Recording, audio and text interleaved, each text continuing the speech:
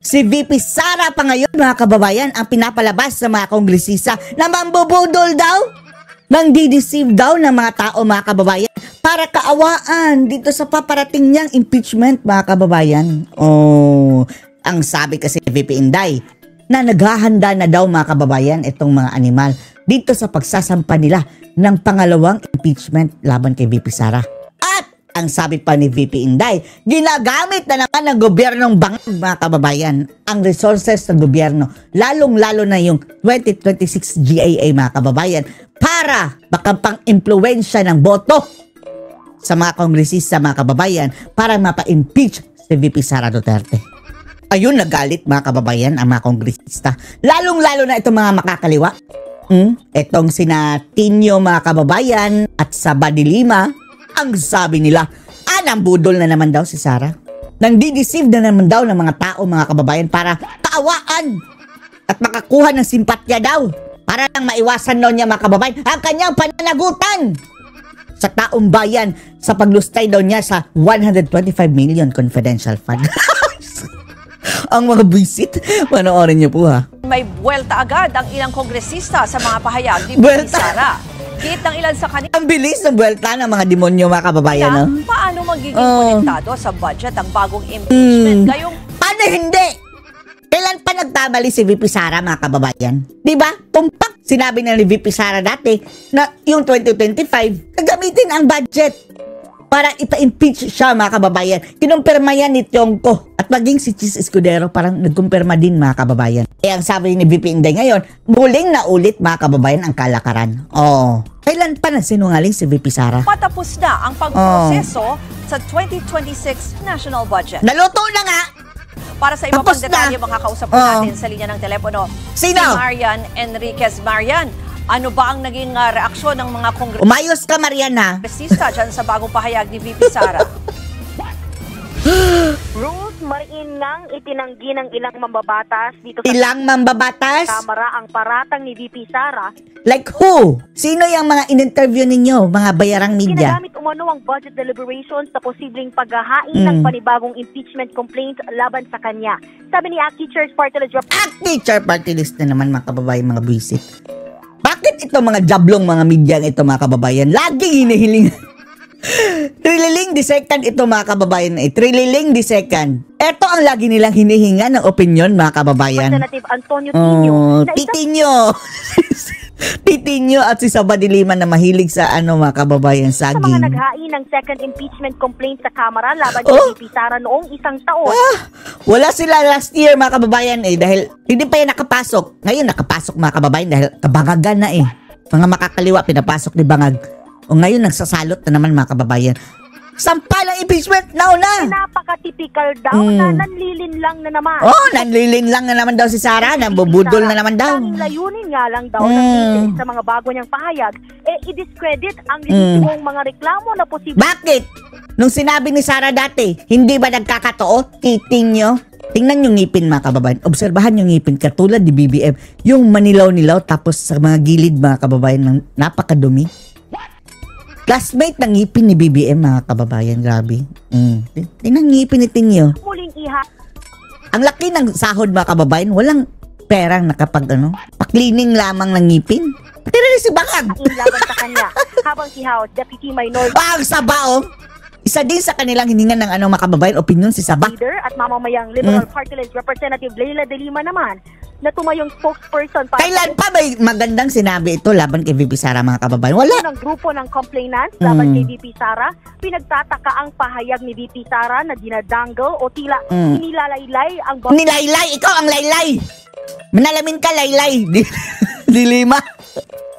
Kaya nga napalabas ito, mga kababayan, solely for this purpose. Magsalot, mga kababayan, sa mga Duterte. Di ba? Pinalabas ito sa kulungan. Yan ang laylay. Mission. budget allocations kapalit ng pagsuporta sa impeachment. Tapos na raw ang budget deliberation sa Kamara at noon pang October 13, ito pumasa. O kaya nga, dyan pa lang, Pinagplanuhan nyo na. Sa ikatlong pagbasa, sa kasagsagan nga rules ng budget deliberations, hindi naman kailanman napag-usapan o lumutang ang impeachment laban sa BP. Sino ba naman ang aamin? Bakit nung 2025 budget, pinag-usapan ba? Hindi naman, di ba? Under the table na nga yan, saba. Dagdag pa ni De Lima, inuunahan na naman ni VP Sara at Talaga? dinidiscredit ang malakas na ebidensyang hawak ng House Public. Malakas ang ebidensya. Bakit na-reject ng Supreme Court kung malakas ang ebidensya, Aber? Tapos, bakit hindi nakita ng COA kung malakas ang inyong ebidensya? Bakit wala siyang flag sa COA? Execution team laban sa kanya. Parehong bukas sina De Lima at Tino na Ay, wala kaming pake. Kahit bukas pa kayo, bukas. Hindi kayo wala kaming pake sa inyo. Bukas yun lang yung bunganga. Papasukan niya ng langaw mga saba. Ng bagong impeachment complaint laban kay VP Sara depende sa lalamanin ng reklamo. Sa February 5, maglalaps o matatapos na nga yung 1-year bar rule. Sa February 5 naman daw mga kababayan. Grabe no, walang ibang iniisip itong mga hunghang na ito mga kababayan kundi papa-impeach si VP Sara. And then, another year naman ang kababayan, sigurado tayo, hindi na naman ito magsasucceed mga kababayan. And then, 2027, another impeachment na naman. And then, 2028, ang mga buwisit. Para makapaghain muli ng impeachment complaint laban kay VP Sara. May 3 taon pa sila. Pahayag ni Representatives De Lima at Tino. Hoy! Yung mga media, wag na kayo puro interview dyan sa mga salot na makakaliwa. So I don't think it's fair for her to tie up yung issue ng ano pinagsasabi mong nilalaylay ni ni Sara ang mga akusasyon laban sa kanya. Ikaw nga ang laylay Manalamin ka nga, Laila. Impeachment, possible filing of new impeachment complaint against her sa budget process. Kasi tapos na nga. Right from the start, right nung makababay, nagurgur yung initial na impeachment. Sinimulan na nila yung mga kongresista, kinausap na yan nila. Yung budget process sa House. Subukan nila ngayon mga kababay. Subukan nila.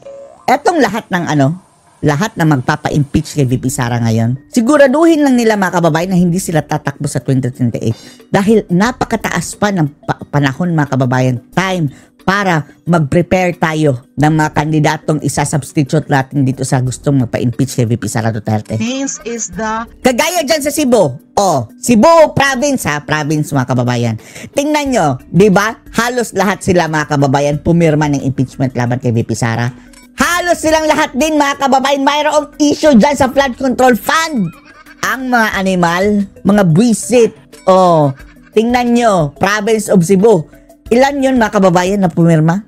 4, 5 or something. Ilang bang probinsya dyan? Basta halos lahat. Sila ding lahat mayroong issue sa flood control fund mga kababayan na scam. Tingnan nyo, binaha ang Cebu. Taga Cebu, boboto pa rin kayo dyan sa mga nagpa-impeach kay VP Sara Duterte na pinagpalit mga kababayan ang kanilang kaluluwa para sa pera. Nangurakot pa. Pero shut up, Judel. Palagi nasa utak namin. The fact na laging nasa utak mo saba. Si Judel. Hindi pa sarado. Hindi pa sarado. Bunganga mo, laging nakanganga. Yung issues of accountability ng ating Vice President. Nasaan ang accountability mo? Speaking of, ngipin mga kababayan. Speaking of ngipin, classmate din ito ni ngipin ni BBM. Kagaya ni Tino mga kababayan. Etong ngipin ni Saba de Lima, tingnan nyo, madumi din.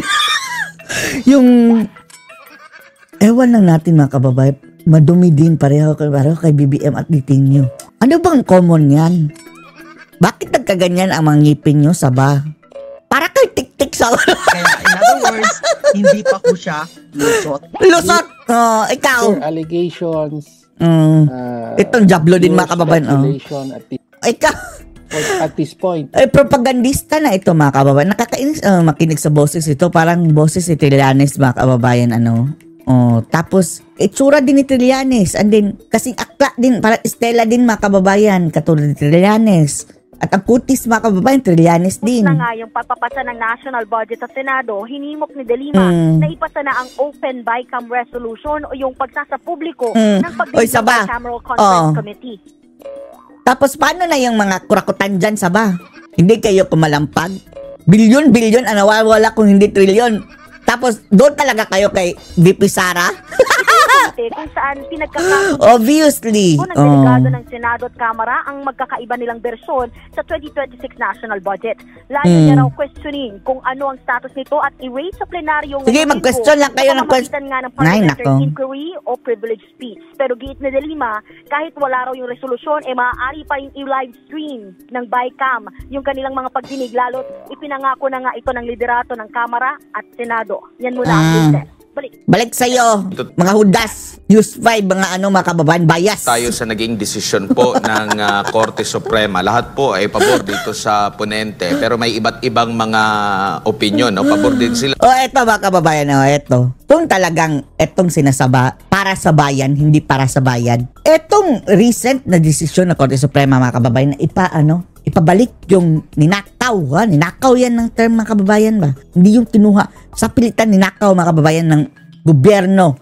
Yung pera ng PhilHealth. Tapos sabi ng Korte Suprema, ibalik nyo yan. Yan pa lang, mga kababayan, that is an impeachable offense. Kung talagang itong sisaba para ito sa bayan, magsampa din sila. Sige, pwede magsampa sila kay VP Sara ng impeachment, pero magsampa din sila, mga kababayan, ng impeachment kilaban kay Marcos. Patunayan nyo saba. At huwag kayong double standard. Ito bilyon-bilyon, mga kababayan, PhilHealth pa, may sakit pa, at taong bayan pa ang naaragabyado. Wala kayong say sa ba? Dito sa pagsosoli nga ng 60 billion na pesos na inilipat para sa mga unprogram projects, no? And hindi lang 60. Oh. 60 yung nanggaling sa loob ng PhilHealth, 60 yung dapat inilaan sa budget na hindi inilaan. So, ang total na utang dyan sa universal... na times 2 na yan, mga kababayan, dahil hindi sila kinuha nila yung last year. Dapat dublado ngayon. Healthcare for this year is more than 120 billion pesos. At sana, mga kababayan, dahil dublado na ang pera niyan ng PhilHealth, ipagtapal na lang yan sa pambayarin namin. Sa contribution. Nang sa gayon, parang ma-exempt naman kami ng at least 1 taon. Opo.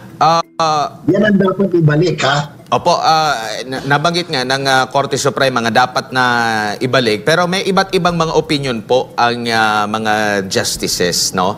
Lalo na patungkol doon sa 2024 national budget. Particular na itong nabanggit ni Senior Associate Justice Marvic Leonen na tingin niya may pag-aabuso una doon sa ginawang urgent, no? Yung paglilipat, pati na rin yung dapat kasuhan, unang-unang dyan, mga kababayan, that is impeachable offense. Si Bangag, after ma-impeach, mga kababayan, kasuhan din. And then, si Recto, mga kababayan, hindi kailangan ng impeachment.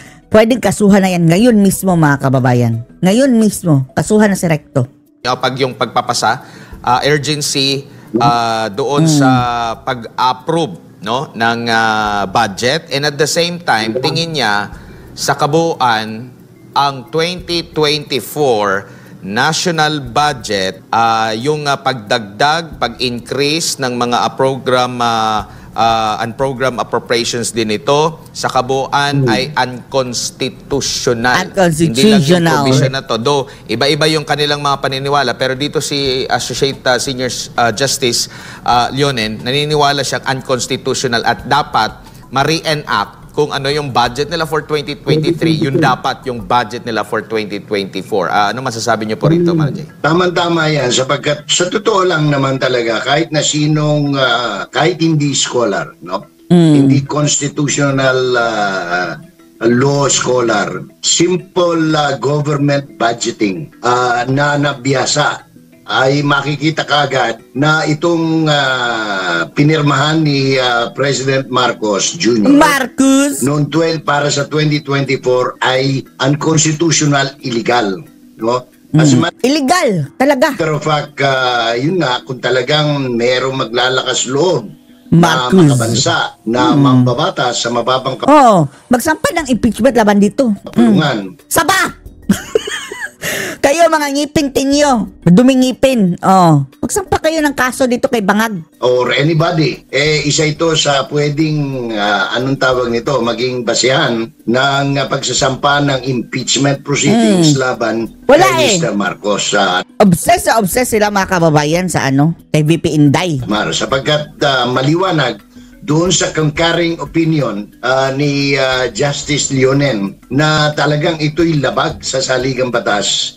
And therefore, hindi dapat ito nalagdan in the same manner. Itong 2025 budget. Ang pinag-uusapan lang kasi rito, 2024. Because yun ang nakasaklaw doon sa, anong pangalan nito, sa mga usapin. At hindi lang yan, meron pa tayong pinag-uusapan ditong Philippine Deposit Insurance Corporation Fund. PDIC. Mahigit 100 bilyon na sinikwat din, no? Mula sa pondo. Grabe itong mga sikwatay, mga kababayan, no? Ng PDIC Ay, at ginamit sa kontrobersyal na pagnanakaw sa flood scam, no? Flood control, Admar. Opo, kumbaga, nakikita nyo rin po ba, dahil medyo, alam natin, medyo may katagalan bago na pag-desisyonan ito kasi ang pinatutungkalan dito is yung 2024 budget, tapos nagkaroon na ng 2025 budget. Nakikita nyo po ba na kung ano yung ginawa ng mga kongresista dito sa 2024 budget or sa 19th Congress, kung di ako nagkakamali, almost same din ba yung ginawa dito sa 2025 budget na marami din pong pag-question, Manong Jay? Hindi lang almost the same, pinalala pa. Dahil sa pinalala pa. Ano tawag ito binago lang nila yung binago lang nila yung salita from pork barrel, from PDAP at DAP, ginawa nilang number 1, allocable, kung ano-ano. Oo, allocable. Non-allocable. Program, anong tawag nito, allocations, appropriations. Si Dilima, which is not allowed. Allocable. Si Laila Sabadilima, mga kababayan, para sa kanya, gusto niya, ayoko niya mga allocable. Gusto ko mga allocable. Kaya anong mga palusot nila. At hindi lang yon, Admar. Ngayon, pinag-uusapan pa, hindi pa nalulusot yung 2026. Meron pang almost 100 billion na naman na insertion dapat. Ngayon, dahil sa mainit na nga yung sa mga salitang insertion at amendment, andyan pa rin insertion, mga kababayan, hindi nawawala. Ipinasok ito under NEP, yung National Expenditure Program, under the Office of the President. Ibig sabihin, ang pwede lang makialam dyan at mag-authorize ng pagpapalabas yung presidente, which was already parang sugar-coated na development allocation program, yung DAP na sinabi na ng Supreme Court noon, panahon ni Presidente Pinoy, na ito ay labag sa batas, labag sa konstitusyon, Admar. Opo, kasi kumbaga halos same din yung gumawa ng 2024, 2025, nasa kalagitnaan ng deliberasyon sa 2026 bago po naglabas ng desisyon itong Korte Suprema po. Nakikita nyo na po ba na napapanahon na para ma-desisyonan na rin po ng Korte Suprema ito pong mga pag-question din dito sa 2025 para at least maagapan pa natin, or baka sasabihin na naman ma-re-enact, pero mas maganda na matiyak na naayon sa konstitusyon itong paggagawa natin ng budget kasi nagkakaroon ng domino effect kapag medyo mabagal yung pagkakaroon ng desisyon doon sa kini-question na budget. 2024 itong sa desisyon. Yung 2025 kini-question din. Ongoing yung deliberasyon sa 2026 na maaari din na hango din sa mga kinuha nila mga ideya mula sa mga nakalipas po na budget process po, Manong Jay. Bago ko lang puntahan yan, Admar, mahalaga siguro malaman din ng taong bayan kung bakit pinamamadali ng Palasyo ng Malacanang ang pagpasa ng 2026. Alam mo bakit? Because if it is not passed before the end of December, ay mapipilitan itong anong tawag nito, na mag-re-enact ng budget ng 2025. Or if it is declared illegal, hindi nila pwedeng gawin yung mga nagawa na nilang mga palusot na mga flood control nung nakaraan. In other words, they can only act with certainty doon sa mga regular provision. kumbaga kung ikaw ay nagbabudget sa gobyerno, they can only work within the program 101 and 102, which is yung mga regular salaries and wages at saka yung maintenance and operations lang ng gobyerno. Hindi nila pwede ngayong galawin yung iba pang pera, kung meron man, na para sa ano pa mang binabalak nilang mga project. Yun ang kaya di ba last week, yun ang tema ng mga salita nila Auntie Claire at kung sino-sino pa sa budget. Ang problema ngayon ng gobyerno is wala na yung mga arkitekto nila sa in the fine tuning of the budget. Wala na si Saldico, wala na si Amina Pangandaman, so they will really have to start from zero. Of course, hindi ko naman minamaliit yung kapabilidad ng ibang natitirang regular employees or officers ng Department of Budget and Management at yung iba pang nasa under the Office of the President. But, it is not that easy. Ako, 11 years ako sa gobyerno, hindi ganun kadali ang, ang pag-prepare, ayos ng budget. So, yan ang problema.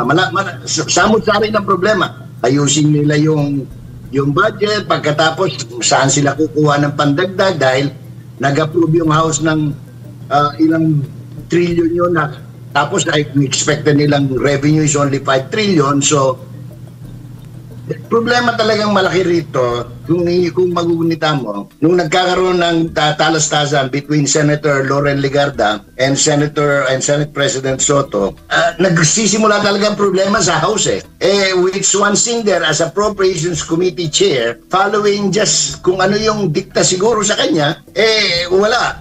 You cannot expect a budget na talagang ideal for the Philippine governance. Sir Jay, may buntag si Almar po ito. Sir, balikan ko lang yung sa Bocana Bridge na issue. Bilang matagal na rin po sa larangan ng media, ano po yung masasabi niyo, sir, din po sa parang tila hindi na-recognize ng maayos yung history nitong Bocana Bridge ng mga media, lalong-lalo na po dun sa, hindi ko man nila lahat, pero may mga taga Davao media na parang hindi nabigyan ng hustisya yung pagbibigay ng tamang impormasyon dito nga sa Bocana Bridge, sir. Kasi ang problema dyan, yung kung ano kasi ang sinasabi lang sa Malacanang, yun lang sinusunod ng Malacanang press corps. So karamihan naman ang nandyan, hindi naman maalam kung ano talagang unsay lintungan ay sa Bisaya pa sa pagmugna nining maong tulay, no? So papasensyahan siguro natin yan kung meron man silang ignorance sa kasaysayan, sa history. Pero ang importante rito, ang payo ko nga kung mamarapatin ay para makapagpasalamat naman tayo ng maayos bilang Dabawenyo, bilang Mindanaoan, dahil hindi lang naman Davao ang makikinabang nito kundi buong bansa, especially the Mindanao commuters, businessmen, travelers, etc. No? So siguro ang pinakamaganda riyan for the local government, sina Mayor Baste, yung City Council, ay magsagawa talaga ng isang, formal na pasinaya. No? At imbitahin probably kung hindi mo po pwede yung Chinese premier ay yung kinatawan, no? Yung membro ng diplomatic staff ng Chinese embassy to come para nang sa ganun makapagpasalamat ng maayos ang mamamayan ng Davao at ng Mindanao sa kanilang donasyon na pinagkaloob dito sa Bocana Bridge, Alvar. Ano naman po masasabi nyo dun sa mga komento ng ating mga netizen na yung ang ginawa ng kasalukuyang administrasyon dito sa mga Duterte, pinakulong yung ama, tapos parang may mga propaganda pa sila against sa China, pero ang nangyari, nagpunta sa Davao at sinabi ng ating mga netizen para mag-credit grabbing sa mga nagawa nga ng nakaraang administrasyon, sir. It is sad, Almar, no? Nakakalungkot na yun nga, banat tayo ng banat sa China, meaning yung gobyerno ni Mr. Marcos. And yet, pagdating sa suma total, ay walang ibang tumutulong sa atin kundi ang kapitbahay natin, not America, not Europe, no? Ang talagang tumutulong sa atin, kapitbahay natin, na inaaway naman, hindi na siyempre ng mga inutusan ng kung sino man yung mga may vested interest, no? Ako nga, anong tawag dito, hindi na pinapansin dito sa Mindanao yung ganyang mga komentaryo, sapagkat alam naman natin na walang katuturan yung mga anong tawag nito, lahat na lang ng mali nila, sasabihin nila kasalanan ni Duterte, kasalanan ng China, kasi ginagawa lang yan ng mga taong walang nagagawa. Pagka wala kang if you're empty, you tend to sakit na ng ibang politiko na hindi, kaya wala kami kasi ganito, ninakaw ni ganito, naubos yung pera ni ganyan. Eventually naman ang kasaysayan would be the better judge, Almar, no, na kung tama ba ang ginawang pamumuno ng mga naging pinuno natin sa ating bansa. Tayong mga nakakaalam, kaming nakakaalam, it would be better for us to move forward than to listen to this spin from people who propagandize, no? Para sa kanilang vested interest, especially yung mga CPP, NPA na yan, na wala naman talagang ibang ninanais yan kundi pabagsakin. Hindi lamang ang pamilya Duterte, because eventually ngayon na nakikinabang sila kay Marcos, pero mapapansin mo unti-unti na rin silang umaalago at inuupakan na rin nila si Ferdinand Marcos Jr. Sir, huli na lang dito sa issue ng Bukana. Sa tingin niyo po ba, sir, nakatulong sa imahe ng ating Pangulo yung nga dito sa nangyari sa Bukana Bridge na sabi nga ng ating mga netizen na tila parang credit grabbing yung ginawa ng ating Pangulo? Alam mo kung maayos lang yung mga tao nakapaligid sa presidente, kung ako yung nakapaligid sa kanya, I will seize the opportunity na nandoon ako sa Bukana Bridge and sasabihin ko, yung totoo, no? Na dapat pasalamatan natin ang China dahil nag-donate sila, si Vice President Duterte, dahil sa naisip niya ito, makakatulong ito sa buong, hindi lamang sa Davao City, and then he should have gone down and talked to the people, no? Yung mga barangay captain dyan, na eventually magbe-benefit dito. Kasi ang nangyari, para siyang nagnakaw na naman nagnakaw na sandali, no? Para magpakudak, magpa-picture, para meron magamit yung mga spin doctor, sila Dave Gomez, sila Claire Castro, to spin it so that mapaganda yung image ng presidente, dahil talagang sad-sad na subsub na ang image ng presidente, both in trust and in approval, hindi lang sa Pilipinas kundi sa buong mundo, Almar. Okay. Sir, balikan ko lang yung nabanggit mo kanina, yung ang base pay ng ating mga sundalo. Sa tingin niyo po, sir, saan kukunin yung pondo para dito? Kaya yung sinulat ko noon sabi ko, sana naman kaya ang bulsa kukunin ito, unless merong mga maleta na nasa tabi na pwede lang pagkunan, no? Because number one nga, you do not promise anything or you do not pronounce anything publicly, especially government spending, unless it is within the context of what has been passed or to be passed by Congress, no? Kasi tiningnan ko kaagad nung sinabi niya, dahil magandang balita especially magbe-benefits mga sundalo natin at pulis, no? But there is nothing in the 2025 General Appropriations Act, wala sa 2026 National Expenditure Program or even the House version ng General Appropriations Bill, no? Na hinihimay ngayon sa Senado, anything about allowances. So ako, ang warning ko lang noon, baka mabudol na naman at magalit yung mga sundalo, sapagkat walang malinaw na pagkukunan. Yun nga, plus the fact, Almar, na nasa deficit spending na ang gobyerno ng Pilipinas for this year. Anong ibig sabihin niyan? Gumagastos tayo ng walang pera, ng walang pondo.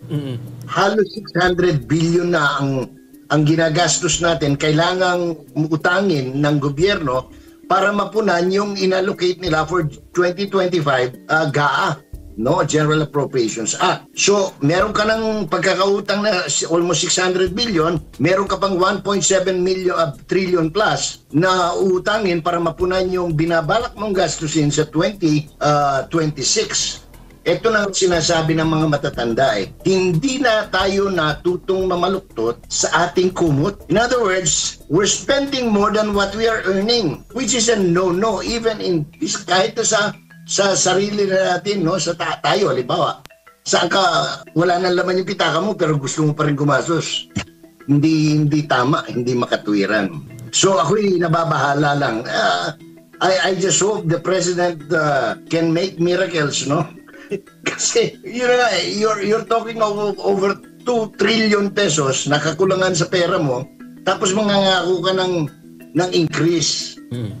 At isa din sa pinagtataka ng ating mga netizen, Sir Jay, yung timing ng hakbang ng ating Pangulo, kasi nga nung mga early days ng administrasyon, puro travel.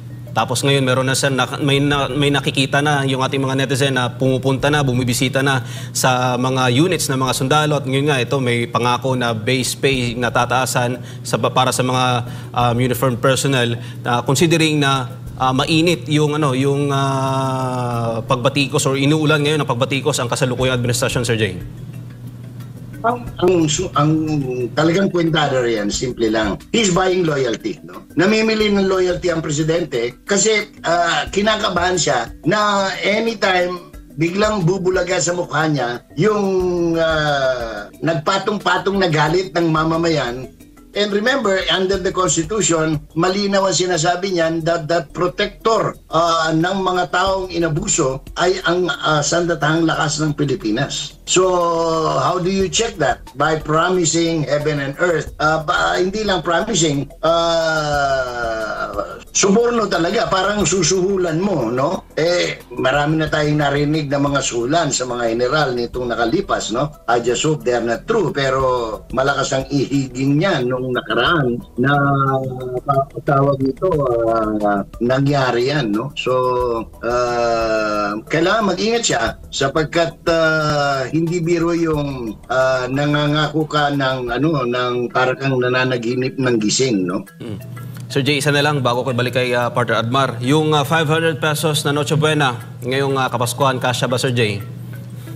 Alam mo, simula nung nilabas yun nung acting ba o acting nakalihim ng trade and industry, hindi ko alam kung saan siya, kasi sabi niya may 4 na anak, nagkasawa, so 6 o ano ba yun, ganun ba yung kwenta niya o magkasawa tsaka 2 anak? 4 na pamilya, 4 na tao sa isang pamilya. Ibig sabihin mag-asawa plus 2 anak. Alam mo, hindi ko naman kinakaya. Ako'y namamalengke araw-araw, linggo-linggo, buwan-buwan, no? Matay ko mang isipin, kaya nga nasabi ko na nga, may diferensya ba sa utak itong secretary na ito? Kasi hindi mo talaga kasi ang sinasabi niya, kung isang tao, sobra-sobra yun. Pero kung pamilya, 4, kasi tingnan mo kahit na yung Ricardo sinasabi niya, kahit mabili mo yan, gagastos ka pa rin ng panggatong, especially yung mga nasa syudad. Walang libre sa syudad pati hangin binibili. So, I don't know, pero kung 1993 ang pinagbasihan niya, kung doon siya pinanganak, at yun ang nakagis na niya na sobra-sobra pa yung 500, baka rin po pwede. Pero kung sinasabi mo ngayon, sibuyas na sibuyas lang ngayon, napakamahal na maliban na lang kung meron siyang tanim talaga. Wala akong problema riyan, no? Dahil sa Bisaya, pwede bisagsaging basta labing-labing, no? Kaya mong palipasin. Tsaka dito, walang luho dito, Noche Buena kahit maglaga ka ng saging, okay lang. Sanay kami sa ganong buhay. Pero yung meron siyang mga binigay na ham, kung ano-ano pa yung mga Ricardo, bumalabs yun. Almar. Opo, siguro bilang panghuli na lang na topiko, Manong Jay, ano po yung masasabi niyo po doon sa nabanggit po ng ombudsman ngayon na kaya daw nabuo nga itong ICI ay dahil inactive, hindi kumikilos daw yung unang ombudsman. So ibig sabihin, ano lang pala itong ICI nito after nito kasi active na raw yung ombudsman, mawawala na lang ito, nagsasayang lang tayo ng oras at parang in fact mas makapangyarihan pa nga and almost same or mas makapangyarihan pa ang kapangyarihan ng ombudsman nga dito sa ICI. Kasi after nitong ICI, mag-iimbestiga din ang ombudsman pala, Manong Jay. Alam mo, ang tawag ko nga rin, Executive Commission on Infrastructure. Hindi investigation. Kasi obvious naman na ito ay isang tangkang pagtatakip, Admar, no? Nakita mo nga ano ba, napakalinaw nung sinabi ni Babe Singson, no? Ayaw niyang maging kasangkapan sa pagpapaganda ng imahe ng mga personalidad dyan sa tabing ilog. No, alam naman natin, unang-una, wala talagang ibang purpose ito but to, anong tawag nito, temper yung mga expose na lumalabas. Una, mula kay Vice President Sara Duterte, nung sinabi niya dalawa lang may hawak ng kapangyarihan sa budget, si Romualdez at si Saldico. Pangalawa, anong pangalan ito? Pumutok na yung mga scam sa anong pangalan nito. Kasi ang problema rito, nagyabang ka na ikinapahiya mo. Ang tinutukoy ko rito yung mga pagyayabang sa SONA. Una, sinabi niya meron siyang 5,000 flood control and there are thousands more na patapos na. O diba, sa SONA. Sino bang nasabi niyan? Si Ferdinand Marcos Jr. Pagkatapos dumating yung bagyo, dumating yung bagat, nalubog ang Metro Manila at Greater Manila area, including Southern Luzon and Central Luzon. Anong dinahilan niya? Hindi nandyan yung yung mga flood control. Na-overwhelm lang ng dami ng tubig at saka nabangga ng vapor yung flood control. Yun ang mga palusot. Sumunod, nung malala na hindi na talaga mapaliwanag, ang sinabi niya, hindi, gagamitin natin yan tubig.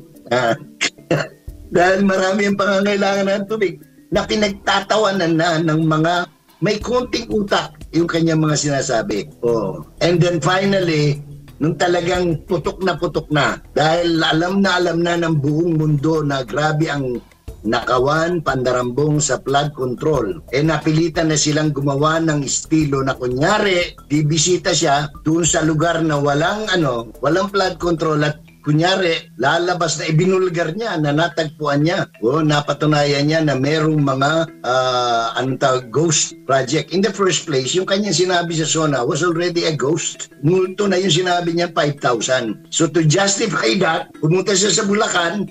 Sabi niya, wala nga kahit nakabilya, kahit nakalobla. Alam mo, ginagawa mong tanga Pilipino, Mr. Marcos. Hindi naman tanga Pilipino Obviously, so anong nangyari? Ngayon lumabas, grabe, hindi lamang yung 421 ghost projects ang involved, kundi insertions which are illegal, unconstitutional, na sinasabi na ng Supreme Court ngayon sa nilabas nilang desisyon, at ang anak mo mismo ang may pinakamalaking insertion, amendments, kasi ayaw ni Risa Ontiveros na salitang insertion. Masakit daw yung na-insert, it's too big to understand, no? Mahirap intindihin, napakalaki pagka lalo na pinalusot mo yan sa likod, no? Pagkatapos anong pangalan nito?